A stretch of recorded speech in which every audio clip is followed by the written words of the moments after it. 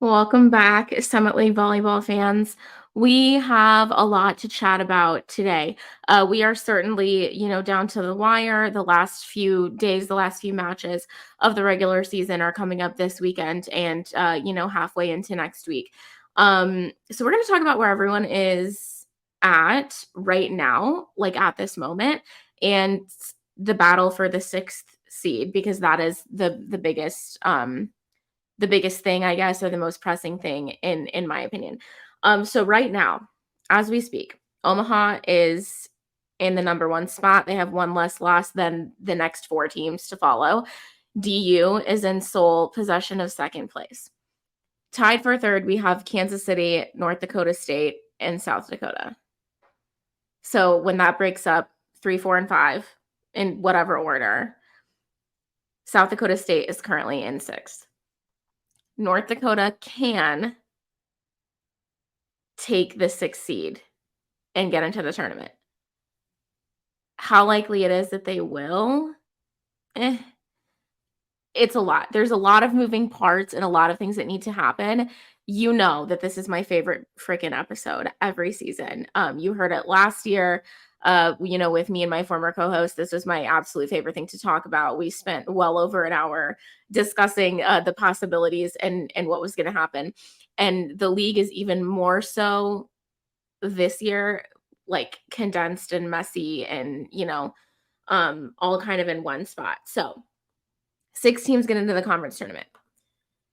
Honestly, I don't like it. I've said that before. I'll say it again. It's not enough. 6 teams is not enough, in my opinion. Feel free to disagree. I don't really care. I just don't think that's enough. Even if you go back to, like, other sports, so basketball, for example, and don't come at me with the, like, "Basketball brings more money, they need to have more teams, blah, blah, whatever." I know. I have a basketball podcast too, I'm well aware. You're not telling me anything I don't know. I just feel like even in basketball when they used to have when we had 9 teams before the addition of St. Thomas and before the very odd departure, poorly timed, left us in a lurch departure of Western Illinois, there were 9 teams before both of those things happened. 8 got into the basketball tournament, 1 did not. It was very simple. Don't be dead last. Very simple task. Don't be last, right? Um, and I feel like for volleyball, it's not just don't be last, it's also don't be 8th, don't be 7th. And I think that in this league, that's very hard. I think it's very hard not to find yourself in that position because there's just that many good teams. This league is full of teams that can beat, anyone can beat anyone on any given night. And you'll hear Leanne Williamson talk about that a little bit in her interview later. She commented on, being in the position where they can beat everyone in the league, but also being in the position where they can lose to every single team in the league. And I just think that when you only have 6 teams, I mean, it's 33% of the league that you're leaving out of the tournament. I don't know. I just disagree with it. I also think, like, here's my solution. I'm not gonna be pissed about a problem without, like, having a solution. I think you take 7 and you give the 1 seed a bye. That is not hard to do. There's more reward for the 1 seed in that. Because like, right now, we're gonna talk about later the battle between Denver and Omaha for the 1 and possibly Kansas City. Kansas City does have a shot at the 1 seed, believe it or not, if a lot of crazy things happen. Um or not necessarily crazy, but just if a lot of stuff happens and falls into place, that's possible for them. Anyway, that's beside the point right now. We're going to talk about that battle in a little bit, but all of those teams are still in the tournament, right? And I think that you make the 1 seed a little bit more, um, sought after, a little bit more prestigious if you are only giving the 1 seed a bye. Currently, the 1 and 2 play, I think, in the semifinals.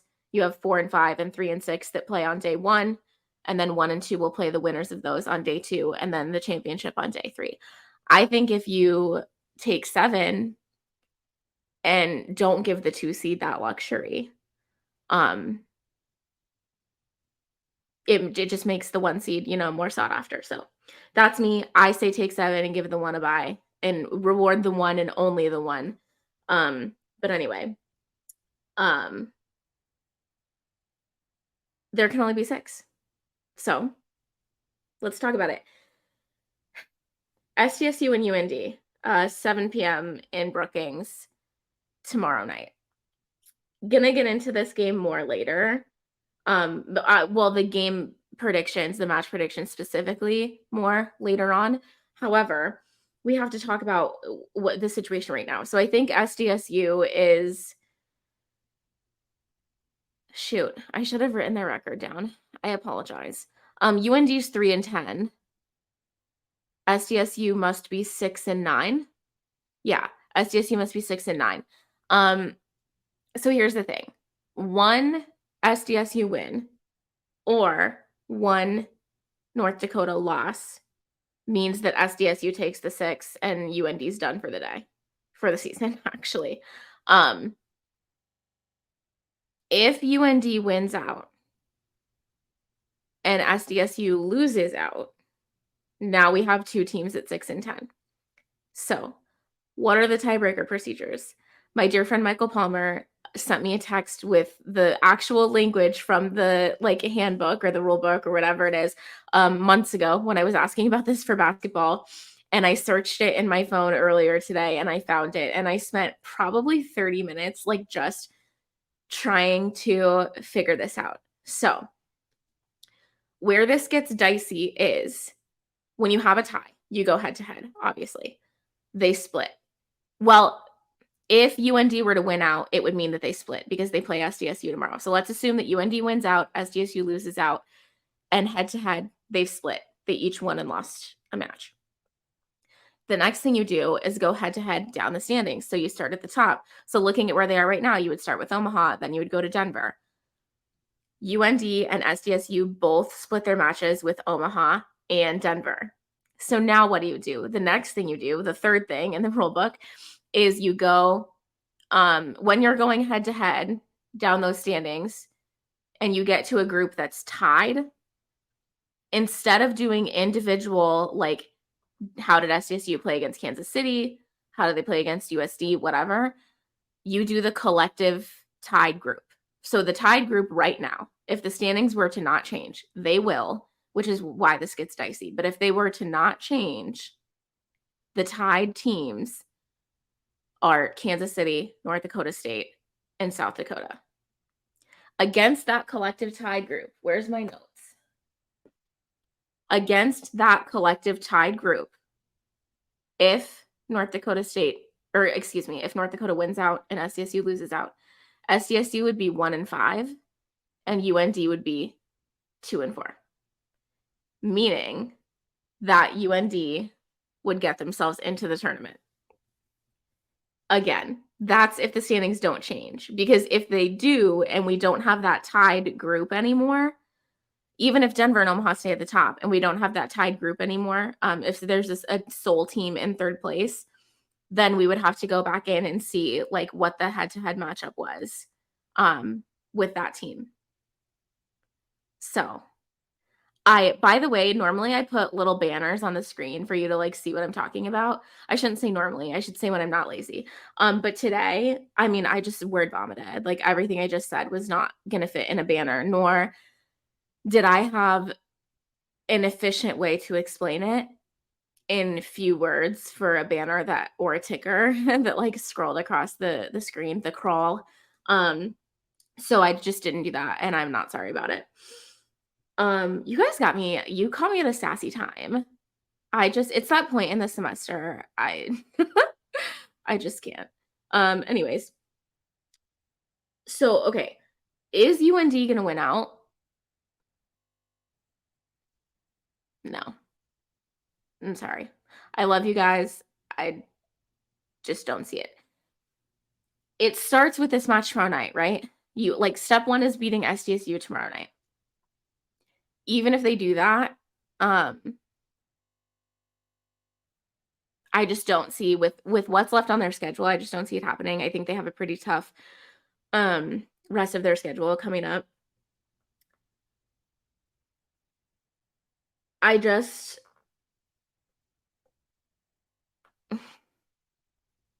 yeah, I don't know. We'll talk about that match more in a minute. I want to talk about Omaha and Denver tonight. So this is the battle for the top seed. If Denver wins, they split the season with Omaha. They would have one win and one loss each against each other in head to head. So if you do the same thing and you go down the standings as they are right now, each team also split with Kansas City, who's the next team in the standings. But remember, Kansas City is knotted up in that tie as it sits right now. So if they stay tied, you'd have to do the same thing we just did with SDSU and UNT and look at that collective tied group. If DU and Omaha both take a loss before the end of the season, they each have 2 matches left. They play each other tonight, and then DU plays Oral Roberts, and Omaha plays South Dakota State, I think. If either DU no, excuse me, if DU and Omaha both take a loss before the end of the season and Kansas City wins out, which is, I think, quite possible for Kansas City, then Kansas City has a shot at the number 1 seed because going down the standings, Kansas City and with Kansas City and Omaha, Kansas City beat USD twice and Omaha did not. Omaha would split with USD. But remember that only breaks that's only if the tie in the standings breaks. Because then you'd have to look at collective records again. But it is, I don't want to say very possible, but it's possible that Kansas City walks out of here with the top seed, which I think would be immaculate, impeccable. I love everybody, but I mean, it's hard not to be a Kansas City fan. It's hard not to be a Christy Posey fan. And the way that they've, turned that program around, I have a whole, literally a whole paragraph about that later that we're going to talk about in my notes. But yeah, I think that's possible for Kansas City. But we'll see. We'll see what happens. I need a beverage break because my throat is not having it. I just need to drink my Starbies. Okay, fantastic.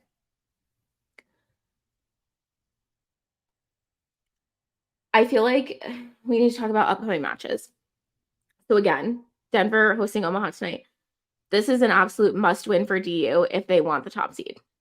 They have to win this match if they want the top seed. Their last meeting was October 11th at Baxter.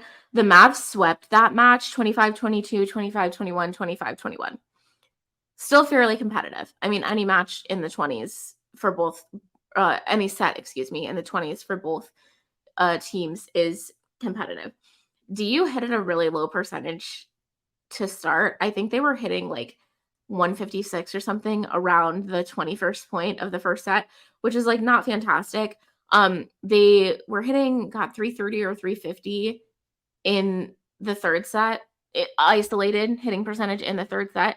But it just took them too long to get going. I feel like they also couldn't really keep the ball in play and just couldn't close out each set. And when you can't finish a set, it's obviously not going to go your way. I think Denver has gotten a lot better at all of those things throughout the season. I said last week, I think it was, if you would have told me in the middle of the non-con that Denver would be at the top of the league or in second place for the majority of the season, I would have said you were insane. But it's absolutely phenomenal what they have been able to do. And I had planned to talk about who I would pick if I had a vote for, the end of the year awards, player of the year, coach of the year, all of that. I actually didn't even end up taking notes on that. I was planning to, and I didn't. So maybe I'll talk more about that next week. But and for volleyball, I don't know if they do media poll or if they just do coaches poll. I'm not really sure how they do the voting for that because I know that it's different from basketball. Anyway, that being said, if you have a vote and you don't vote Megan Pendergast's coach of the year, you don't deserve to have a vote. I don't care who gets to the championship match. I don't care who wins it. For me, there isn't, like, this is not to take anything away from Matt Buttermore. I love Matt Buttermore. He's the bombdiggity.com. They've had an incredible season, Omaha has, and they scheduled a very tough non-con, and they have a lot of experience, and they have improved a ton over the season while also being in first place the majority of the time, first or second, right? Fighting for, that first place spot with Kansas City and Denver. But, and this is the argument every year in every sport, right? Do we vote for someone who, went undefeated, who ran away with the league? Do we vote for someone who's done that several times before? Or do we vote for the underdog story? And for me, not that Denver is really even necessarily an underdog story, but for me to come in as a new coach, as a first-time head coach, never been a head coach before, I'm pretty sure, has never been a head coach before, was an assistant at UCLA, assistant at Oklahoma, and somewhere else. So sorry that I'm forgetting that. But as a first-time head coach to come into a program like Denver that has so much history, storied success, a staple of Summit League volleyball, head coach had to step down, for personal reasons. The team was kind of in disarray, a lot of turnover. Literally did not have a setter, like, coming in, like, losing Lauren Poulter to Purdue and blah, blah, blah, and so on and so forth. Like, there was no reason that Denver should have been good this year. Not that they should have been bad, but I mean, there's no reason that Denver should have excelled to the level that it has this year. And in my opinion, to do that as a first-year head coach, to take what you have and make it work and pull it together like that, impeccable. That is coach of the year material. If you have a vote and you do not vote for Megan Pendergast, you're out of your damn mind and you don't deserve to have a vote. Thank you. End rant. Okay. I'm pretty sure I was talking about the DU and Omaha game. I apologize. Omaha, they're cruising. They've been cruising. They're still cruising. They did this last year too. I think last year they had like 6 sweeps in a row out of like 7 wins or something. It was disgusting. They're essentially doing the same thing. So I think it's going to take a really big performance to stop them. That said, the way Denver's playing right now, I think that that's a really feasible task for Denver to beat Omaha, and they get to play that match in Hamilton at home for them. I do think that whatever happens, it's going to take 4 sets, if not 5. I don't think this is a 3-and-out situation. Denver has been very tenacious as of late, and as I mentioned, if they want to head into the conference tournament with the 1 seed, this is step number 1. This is a must-win for them if they want to be the team to beat. So, shifting our attention. Oral Roberts at USD at 6 p.m. Central tomorrow night. Listen, the SCSC is an incredibly tough place to play. USD fans have only continued to show up in droves and support their team. They've seen some really incredible matches, some really awesome 5-setters going on in the Sanford Coyote Sports Center this season. I think that they're going to show up. I think that ORU is going to have a tough time in there. As you'll hear in our chat with Coach Luke Ward later, I did get Coach Luke Ward on the show, by the way. I'm so excited. It was so great to chat with him. As you'll hear in our little sit down there, they're rebuilding. They started from scratch on purpose.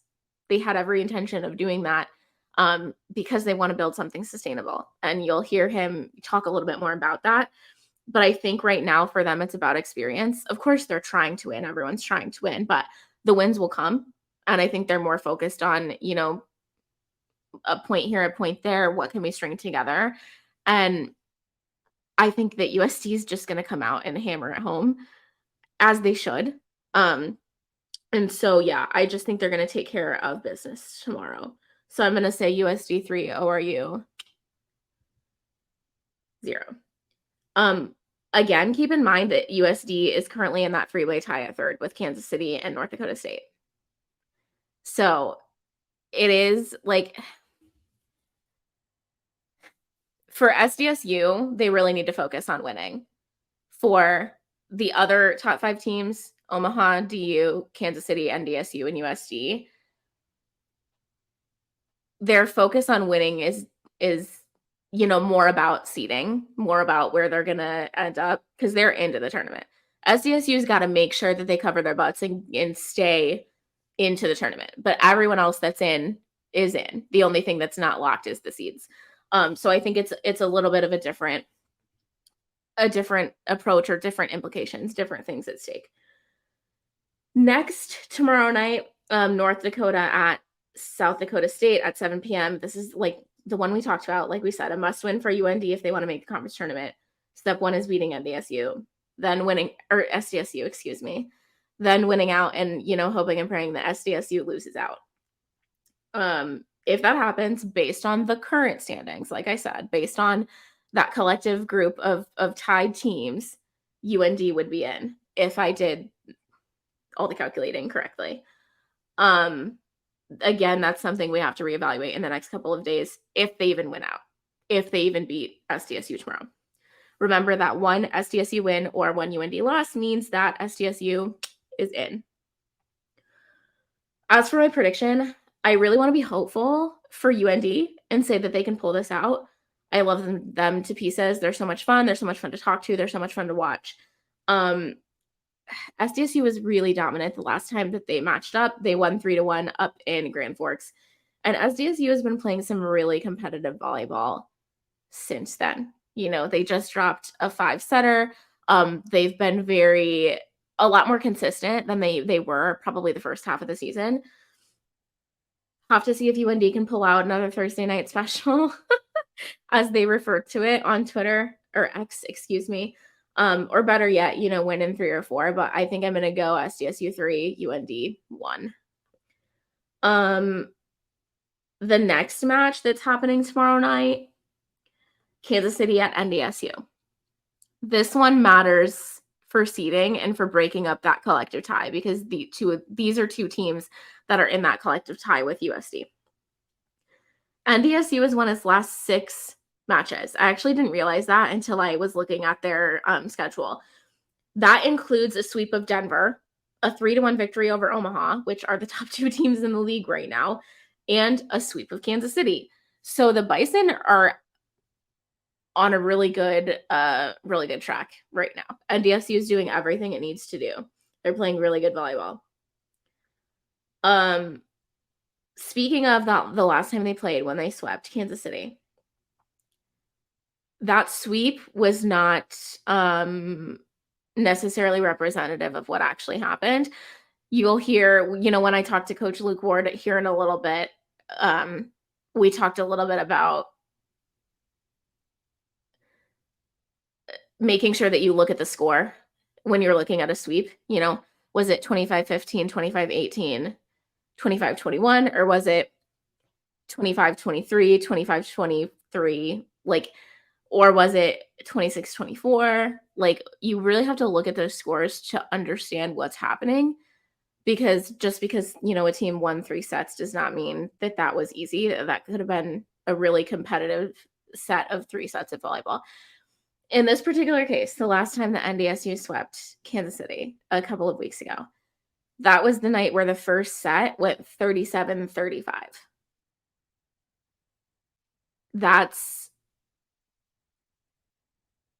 Even if you played a 25-23, which is the ideal score, and then you go 35 or 37-35, that's 24 extra points. That's literally another set that they played. That's 24 extra plays, which is an entire extra set of volleyball that they played. So sure, it's a sweep, but that was a 4-set match. You know what I'm saying?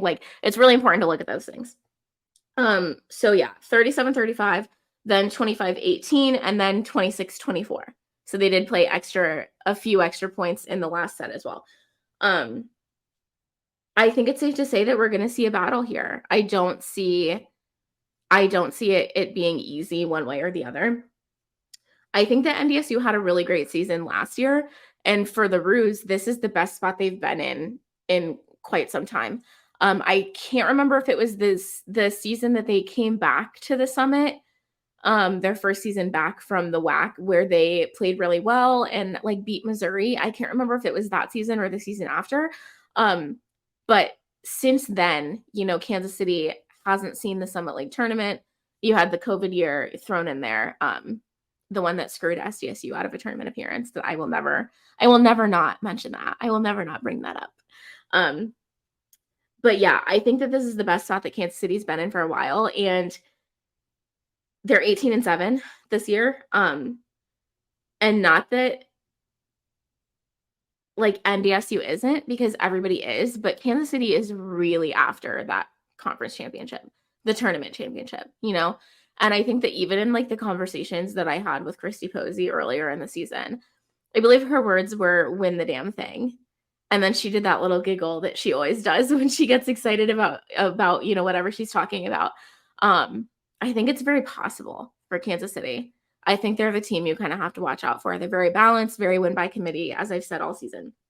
So, and like I said, I may sound a little bit biased. I am to some extent. Like, I have family in Kansas City. That's a place that I go, if I want to catch a game when I'm driving back to South Dakota, like I always stop there and hang out. So, but I think it's hard to not be a Kansas City fan when you see the turnaround of that program. Christy Posey is the winningest head coach in Kansas City history for volleyball. And her just career trajectory and history and story is pretty awesome. And what she's done with that program is pretty awesome.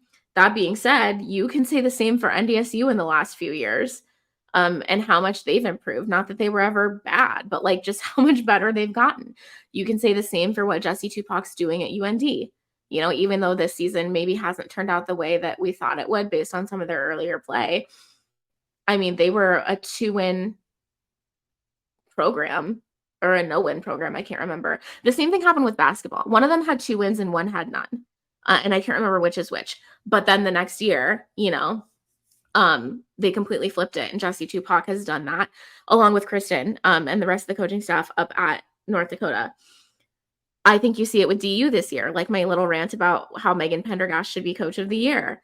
Nobody expected them to do what they've done and be at the top of the league, and here they are. You can look at SDSU in the last 4 or 5 years and see a turnaround, and not only a turnaround, but a complete culture shift. And you look at, a player like Akila Jefferson. When we got to talk to Dan Georgalis last week, he talked about how Key is one of the people that was here when the program was not in a great spot, and the culture and the attitude and everything was not in a great spot. And she's been a huge part of that transformation and gets to look at where they are now and kind of leave a piece of that with these younger players. And even if you look at, USD, we thought they might be down a little bit this year. Nope. Here they are. Like, they won 9 of their last 11 matches. So I just think it's really incredible to see the growth in these programs individually and also collectively as a league, and this is how we shed the mid-major label, not literally, but figuratively. This is how we make it matter. So I'm super excited with what's been going on. Anyway, yeah, this game is super tough. And again, like I say, these predictions are probably bogus. However, I'm going to go Kansas City 3, NDSU 1. Cool. I've been blabbing at you for like 28 minutes and 47 seconds, which is a lot longer than I thought I would. I apologize for that. I'm going to drop these interviews in here for you. Don't forget that we have Saturday, Sunday. Let me back up. So we have a game tonight, Wednesday. Have 3 matches tomorrow on Thursday.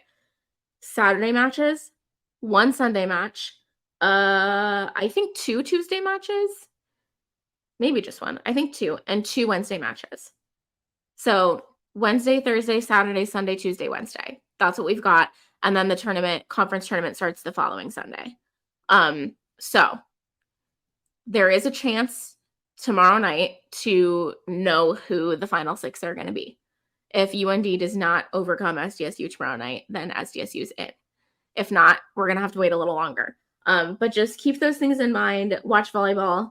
We'll be back on Thursday to preview the upcoming conference tournament. Keep up with us on Twitter. The Twitter handles are right there in a banner for your viewing. And yeah, I'm going to let you listen to Coach Luke Ward of ORU Volleyball for the first time ever. Yay, I'm so excited about that. And then after that, of course, Coach Leanne Williamson from South Dakota. So watch these interviews, watch volleyball. Deuces, stay on the summit.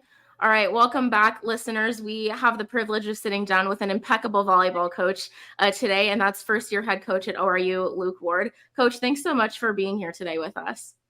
No, I'm honored to be invited, and I look forward to talking with you. Awesome. I'm so excited. I've been waiting for this. So Coach, you kind of revolutionized the volleyball program at Trinity International, and now you're faced with kind of rebuilding the program at Oral Roberts. So we're just going to kind of jump into it. My first question for you is, what was your perspective of the volleyball landscape in the Summit League kind of before you got here? And is it now different having, made it through most of one season? Yeah, I think I was familiar with the top of the league, the South Dakota, the Omaha. I know that Denver had been up there. North Dakota State was good. So that's mostly where I had seen it. And most of it had been my experience with, who was making it into the national tournament, who was representing the Summit League. So I knew that they were competitive.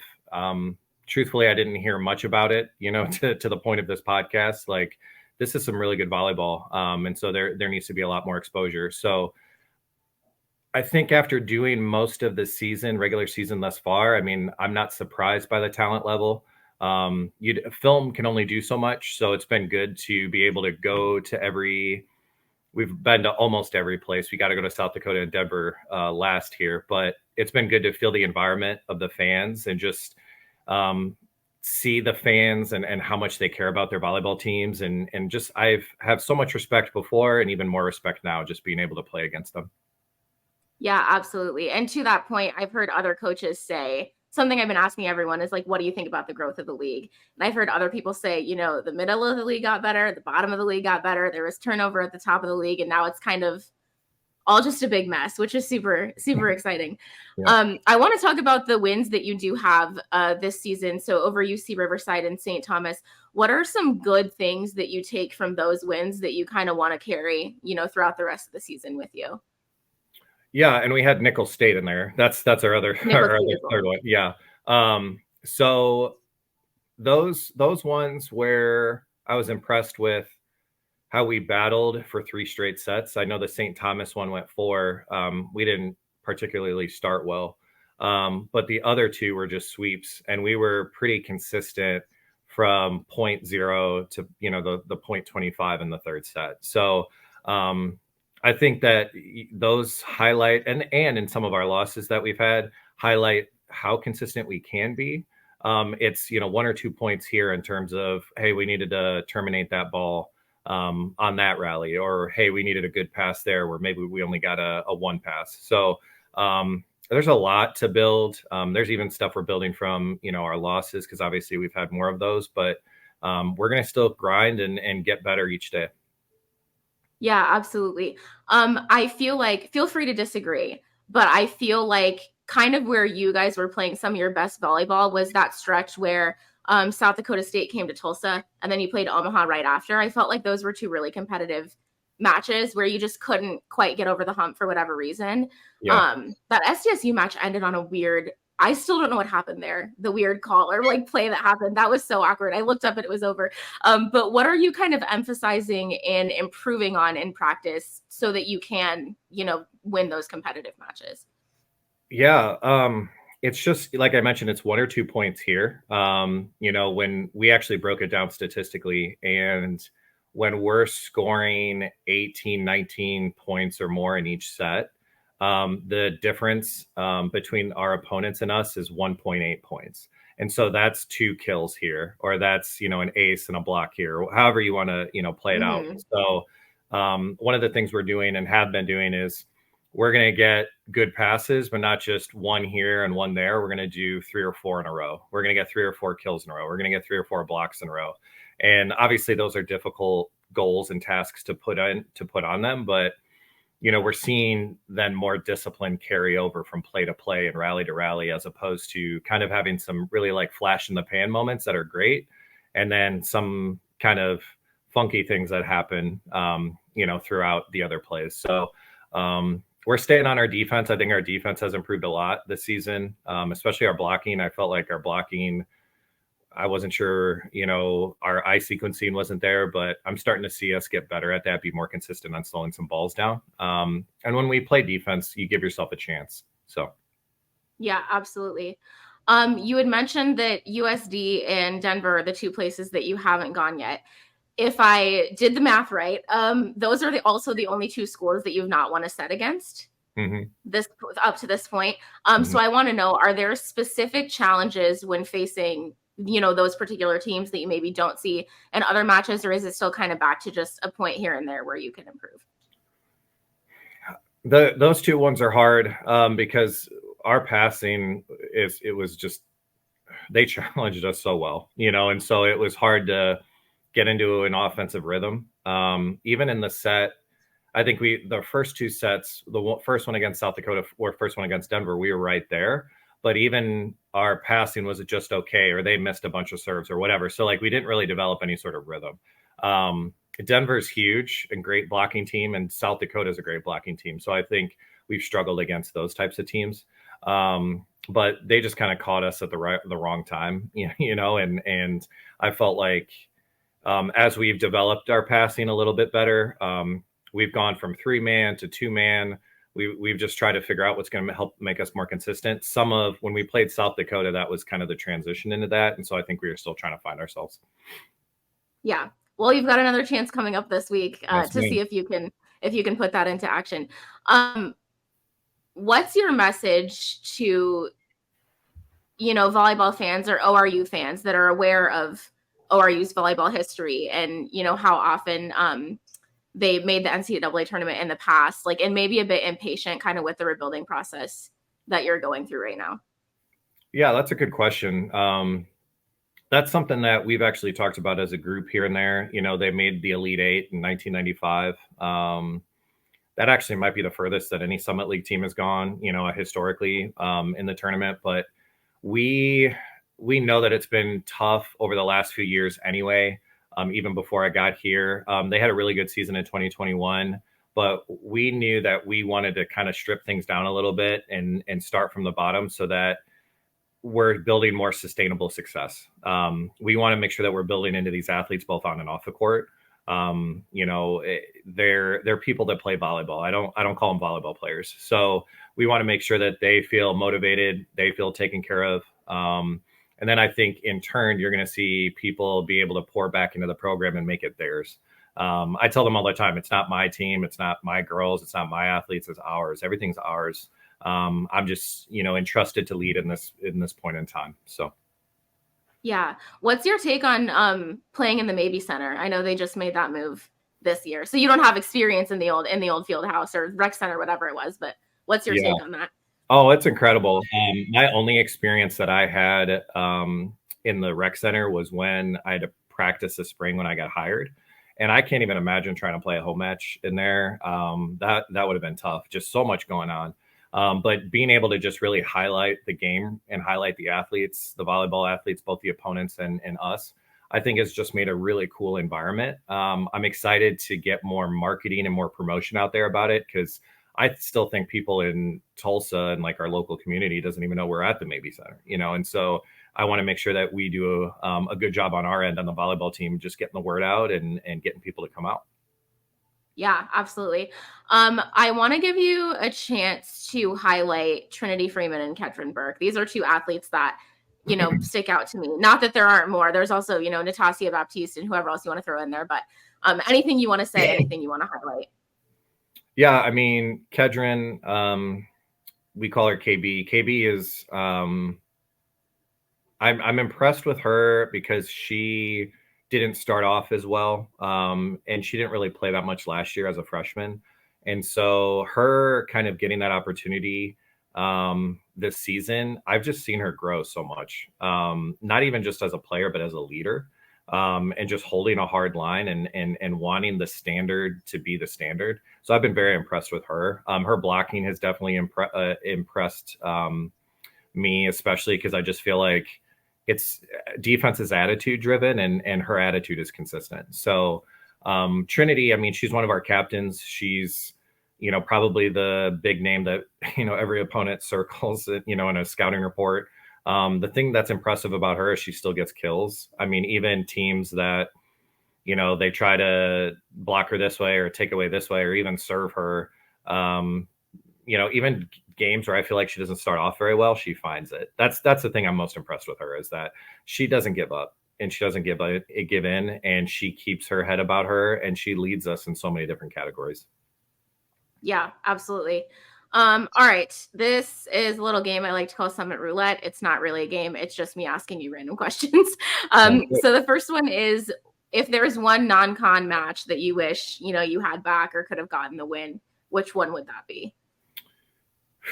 Good question. Man, we played, the one that pops out in my head is we played Eastern Illinois, who's having a really good season. We played them tough, like 25-22. We got swept, 25-21, 25-23, something like that. But those were like some of those things we're seeing now, where we're 1 point here, 1 point there, 1 point there. That would have been an awesome game to have. Yeah, absolutely. And I think that's those scores you just gave, that's like the story of volleyball. And that's one thing that really bugs me, is when people are like, oh, they got swept. I'm like, yeah, did you look at the score? Right. Like, was it 26-24? Like, to me, that's not, it's just it's such a false representation of what actually happened. For sure. Who on your team has the biggest personality? Who's the class clown? Wow. Yeah, there's so many. Who is? I feel like we have a couple freshmen that stand out a lot, that they make everybody laugh. But I would say on the court, the one that you see the most is Tainara De Jesus. She has the most passion on the court. And she'll, say some things in Portuguese sometimes. We're not always sure what she's saying, good or bad. But she's our motor at times, when we need her to be. So she's pretty fun. Yeah. What player from another Summit team has really impressed you this season? I know you've probably been focused on your own team, but if there's a name that stands out. Yeah, that's a great question too. I can tell you who it is. It's the outside, number 7. I think her name's Allie. Allie Hinsey? Yes, from North Dakota State. When we first played them, our opening regular season match here, she didn't play particularly well. And then you look at the stats and she's still like got all these kills, and she's just somebody that I feel like is so dynamic and does so many good things for them. Both blocking, defense, passing, hitting. I just think she's an incredible athlete, and she has so many different shots. So. Yeah, absolutely. Lastly, what has been a memorable moment for you this season? I would say favorite, but no one can ever pick just one. So. Yeah. I think that one of the things that I was impressed by is we went to Omaha on a Thursday night. We didn't play particularly well. And then we had some good conversations as a team. Just after that, just how are we going to get better? And we flew to St. Thomas in Minnesota on Friday, and we had a really good practice on Friday. And then we got to go to a player's house in Minnesota. She's one of our athletes. And I felt like that was just some good team bonding that we needed, after kind of getting our butt handed to us the night before. And I think it translated when we got to play St. Thomas the next day. They were a good team, are a good team. And we just, even though we didn't start well, I felt like we were able to put it together, and there was some trust built in that match. So I think that was one of the most memorable. Yeah, absolutely. Great moment for sure.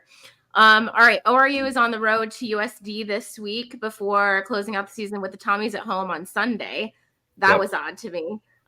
We've got a lot of random volleyball coming up, and then Pio's on a Wednesday, I think, on the road. So Coach Ward, thanks so much for, being here and taking the time. This is the first time we've had ORU on the show, so I really appreciate you making it work for us. Awesome. I love it. Let's get Summit League out there and let's talk volleyball. I love it. So absolutely. All right, listeners, once again, we have a double feature for you. Our last coach interview of the season is the iconic Coach Leanne Williamson of South Dakota. So, Coach, thanks so much for being here with us today. Of course. I'm glad you asked. Yeah, absolutely. You guys are 15-9 overall, 9-4 in the summit. You've played 9 5-set matches this year. I don't know if you knew that, but that's a lot. And you only dropped 3 of those, one to Drake and the other 2 in conference. So that means 2 of your conference losses were in 5 sets, which I think is pretty incredible. So talk to me a little bit about just the persistence and the determination of the group that you have this season. Yeah, I mean, I think that we have a group that it's an interesting makeup. We have some that are very experienced. For example, our middles, have 11 years of experience between the two of them. And then we have some positions that just don't have that same amount, whether we have, our freshman setter or a freshman outside playing right now, that we have people essentially with a lot of experience and we have some with a little experience. But I just think that being in as many 5-set matches as we have been, having to come back from some really tough ones, being down by a lot or being up and then giving away that lead. I think it just goes to show how resilient this group is, and I think that there's just that little bit of, at times I think we get ourselves into that position because we're not always as consistent as I would like us to be. But I think to be able to stick with it, or the 2 matches that we were down 0-2 and to be able to come back and win in 5, that is literally the definition of determination, of persistence, right? Of not basically never say never, finding a way in both good and bad situations. And that's something that I'm really happy to see within this group, especially as we get down towards the end of the season. Yeah, absolutely. Sorry if you hear weird flapping. My dog is in here scratching her ears. I don't know what she's doing. I apologize. I want to go all the way back, if your brain will let you, to the beginning of the season. You scheduled a really tough non-con. I think you went 6-5 or something like that. And then dropped the first 2 matches of summit play. Really competitive match with Omaha, maybe a little less competitive with Kansas City. What were some of the conversations in practice that allowed you to go from losing those 2 matches to then winning 9 of your next 11 up to this point? Throughout my time here, we've always tried to focus on being in the present and controlling what we can control. So we talk a lot about that, of just, a loss or 2 losses don't define you as a team. It doesn't dictate the rest of your season. And I think it's hard not to push the panic button in those situations. And I think we saw that with our team a little bit, of a group that had a lot of success in the past. I think there was a little bit of panic, so I think it was a lot of just us talking through, having the tough conversations to remind them, like, hey, we're good. We have the ability to play with the best, but the league is also different, and we also have the ability to lose to anybody in the league as well. But I think it's just so much about focusing on who we are and getting a little bit better every single day. And one of the phrases that we use is be the best version of yourself, and if you're the best version of yourself each day in practice, we are getting better. We are improving, not only as individuals, but as a team. And I think that's really important to be able to recognize and see and build upon as we go through the season. But beyond that, we had to kind of reshape their mindset a little bit of, the conference tournament is really far away. The beginning of the season is in the past. So how do we focus on the here and now? And I feel like after that week, we really did that, and obviously sweeping Denver, that after dropping those first 2, I think it just showed our team what we were able to do when we focus a little bit more on our side rather than the what ifs or what happened in the past. Yeah. You had mentioned, how you have a lot of experience in some positions and maybe less so in others. I want to give you a chance to highlight 2 of your freshmen out of the Omaha area. Whatever you have to say about Samantha Laird and Amanda Loxon, lay it on me. So, Sam is one that started playing a little bit, probably about halfway through the season. And I think for her, I think it took her a little bit of time to kind of get into things, to kind of find her rhythm. But the more experience she has, the better she's gotten. I think just that the confidence has risen, her knowledge of, understanding what works for her. I think obviously she's in there as an attacker, but I think her block has gotten better. Her defense and ball control has gotten more consistent. And I think she's been kind of a light, in a lot of ways. I think people really enjoy playing with her. And I think just as we continue to move forward, I think you're going to see her competitiveness continue to come out. Amanda Lotion, she has been one that I think just early on, we learned really quickly that she is a competitor, and she came in as a middle, we moved her to the right side to be able to see essentially what she could do there. And I think she just continues to improve each week. We talk about being the best version of ourselves, and I think she's done that at a really high level. She's constantly asking questions, she's intentful with everything that she does. And you kind of see her in certain aspects of games when we really need something in a critical moment. I think she's able to come through and do that because of her competitiveness. So she's one that I think, had to learn how to play a different position more consistently. I think she's done a really good job with that, and honestly been a kind of a key to our defensive efforts, kind of being that first line of defense up at the net, but then being a really good offensive option, and honestly coming up with a lot of really big kills and big moments. And I'm thinking about some of those fifth set matches where she was able to kind of extend the lead for us with some things that she did offensively. Yeah, absolutely. To move to a veteran player, someone who I would describe as a generational volleyball player, to not use that term lightly, we have to talk about Madison Harms. She plays with such meticulousness and assiduity and pays such close attention to what she's doing. And, I have her stats here, over 1,100 kills in her career, 625 blocks. Talk to me about her impact on the program. Yeah, her story is fun. She came in,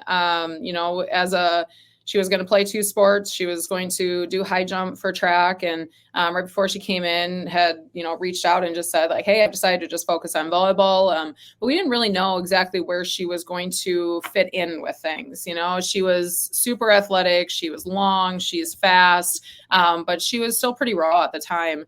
And I think just watching her in that first year, she started to find some playing time because of what she was doing on the court and practices. And really, she's just grown so much as a player in terms of being more consistent, more confident, the being able to be the person that people rely on.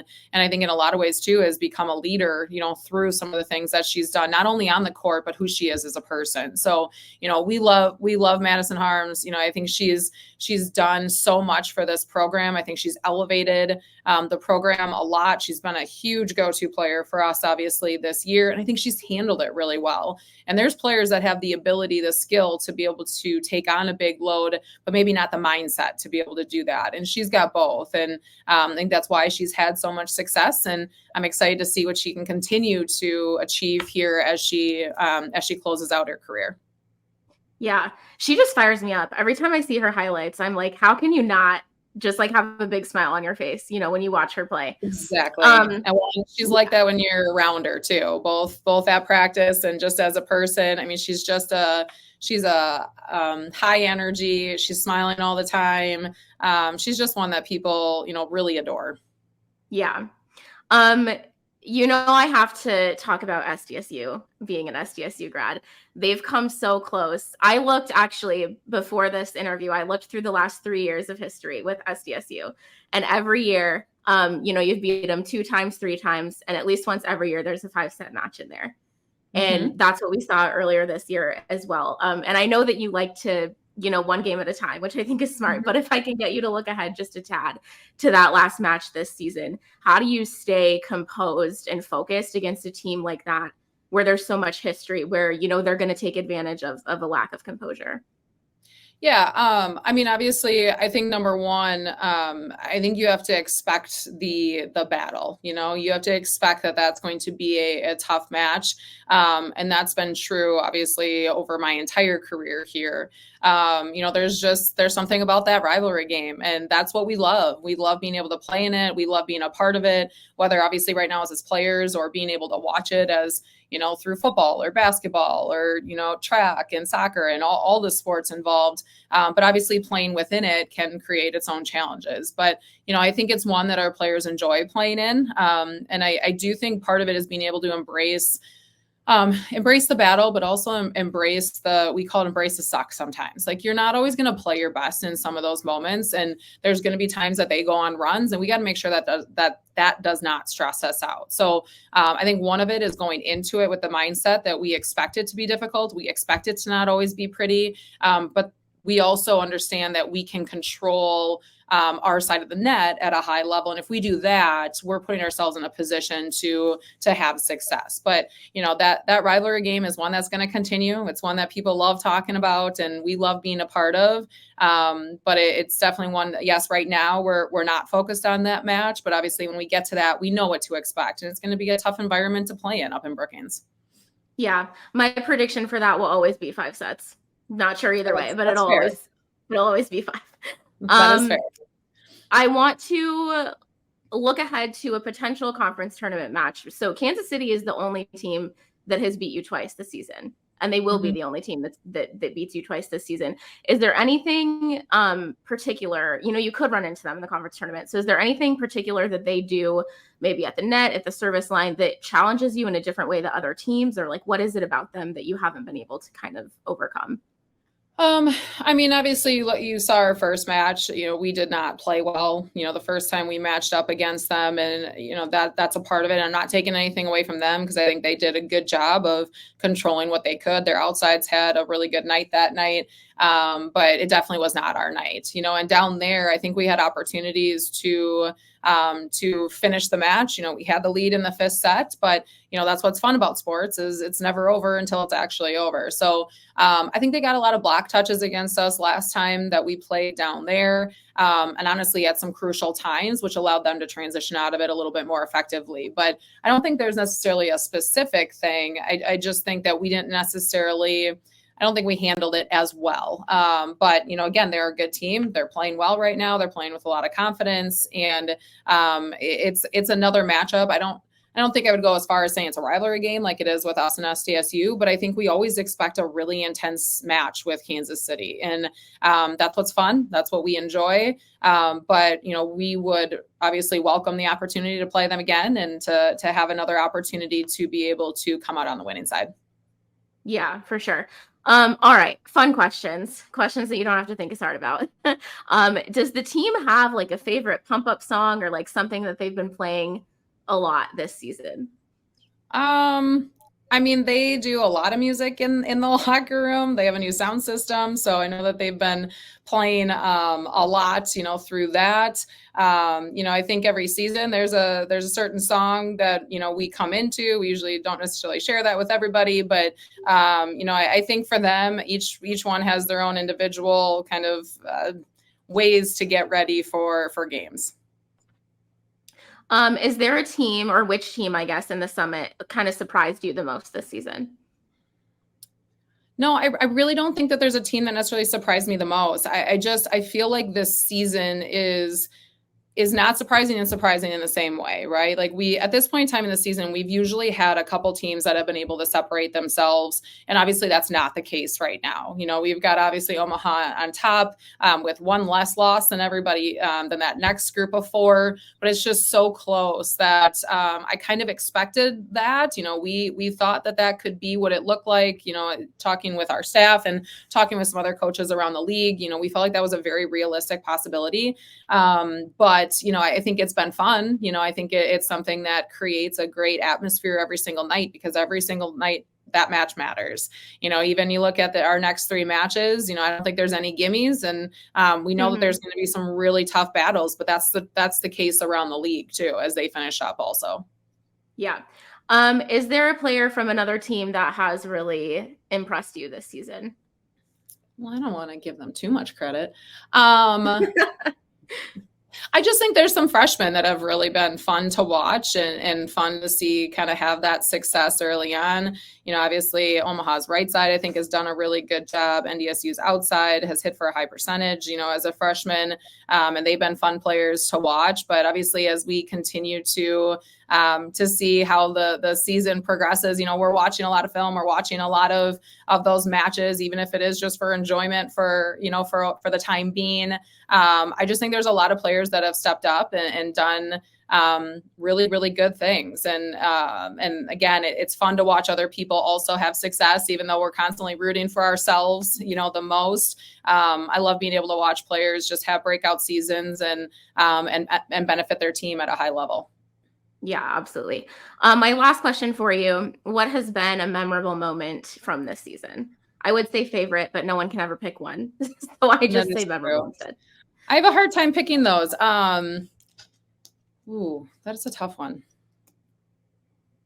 I mean, I do think beating Denver at 3 at home after our first 2 losses in conference was definitely one that was memorable, but I also think, in some ways monumental for us, of just being able to see ourselves have that success against such a good team after, dropping 2 back to back. So I think that would be a good one. And then I think any 5-set match that we have is memorable. They're difficult. They're, there's some nerves involved. There's a lot of excitement involved. And I think obviously anytime we can come out on top, it's better. But I just think that even through some of those losses, there's been a lot of memorable 5th sets that have, I guess at least in my mind, stuck in my head of things that I definitely won't forget anytime soon. Yeah, absolutely. All right. Coach Leanne Williamson, the Coyotes host ORU and NDSU this weekend before heading up to Brookings on Tuesday to close out the season. You can catch all of those on the Summit League Network. Coach, thanks again for taking the time to be here today. All right. And thanks for everything you do for the Summit League. Thank you.